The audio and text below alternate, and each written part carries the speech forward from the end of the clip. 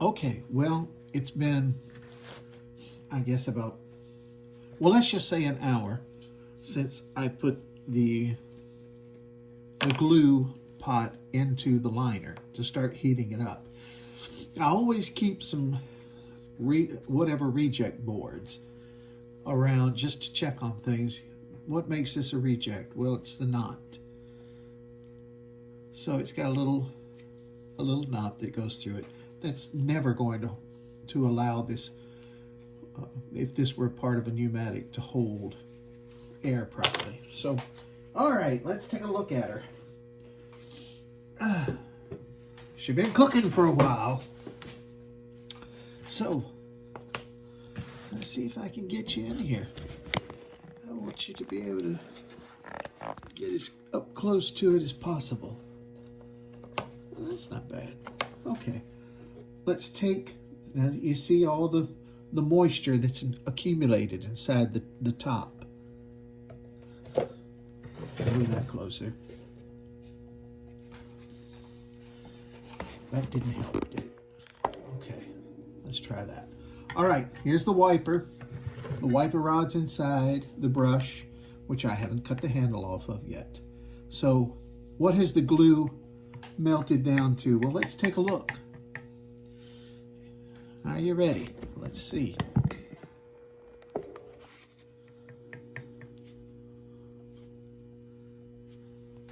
Can you see it? Let me do it again. See how it's coming off as in a very... That's better, isn't it? See it?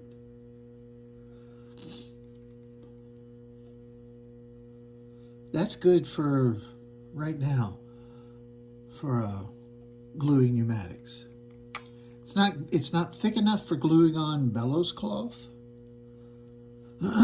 but for putting on pneumatic cloth onto striker pneumatics, that's very close. It might need to be a little thinner for that, but for say gluing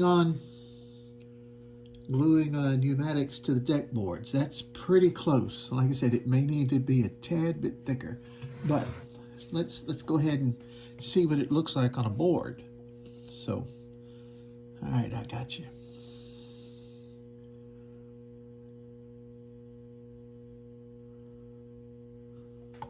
There's what it looks like. It runs a little bit if I tilt the board. Okay. So right now I would say it's the consistency of a syrup. Now let me spread this. Ooh, boy. No big lumps in it at all. It's spread quite easily. Oh, let's do an experiment. Of course, the longer you take, the more this glue starts cooling off. But I'm going to take this one at a right angle to it. And this goes against all the ways that I've tried to set forward about how to glue with hot hide glue. Because you don't apply hot glue to a cold surface. You don't do it. Because it can't fully penetrate into the fibers of the wood. If the wood itself is cold, hot goes onto it, it just won't penetrate real well. So right now, there's one of the most common problems that has occurred. Now, just watch the joint. Look, I can slide it easily. All right, so that tells me, yes, the glue was fine as far as the temperature. The surface of the boards was too cold. Glue was stirred fine. The glue temperature is fine, but the surface was too cold, and it's allowing these boards to skate, to move past each other. See? I can move it, wiggle it still. You should not ever be able to do that with a good hot hide glue application. They shouldn't skate around like that. They should grip each other quickly. And it's not doing that. Now, it will hold, yeah. I mean, it's got a grip on it. But it's not as good as what it should be and what it really needs to be. But we're going to look at it in a little while and see how the joint actually did. So we'll put that aside. Let it sufficiently dry. And again, I don't know if you can see it.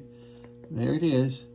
It's like the consistency of a glue, of a glue. Of course, it's a consistency of a glue. Consistency of a syrup.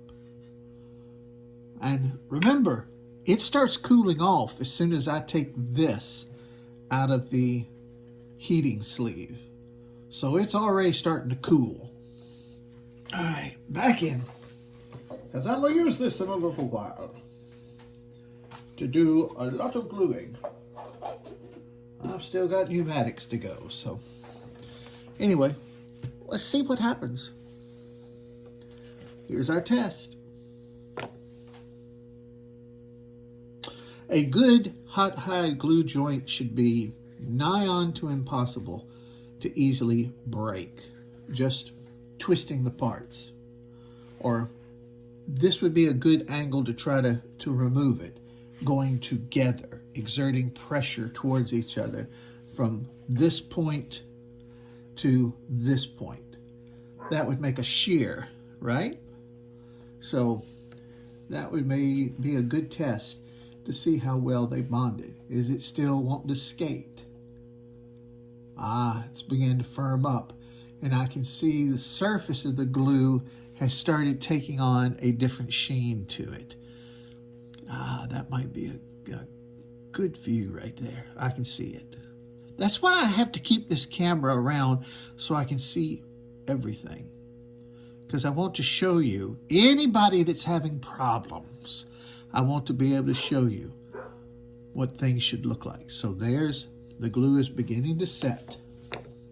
And remember, as soon as you take it out of the glue pot, it's starting to set. It's starting to gel. And I guarantee you that if you keep that brush and take too long to get it onto wood, and if that wood is cold and you apply that glue onto it, it starts to gel. And when the glue is gelling, and it can happen just holding the brush with the glue on it out of the glue, it starts gelling. As soon as it gels, it will no longer penetrate into the wood unless that wood is heated, and then it will help the glue liquefy enough to penetrate into fibers. So we'll see.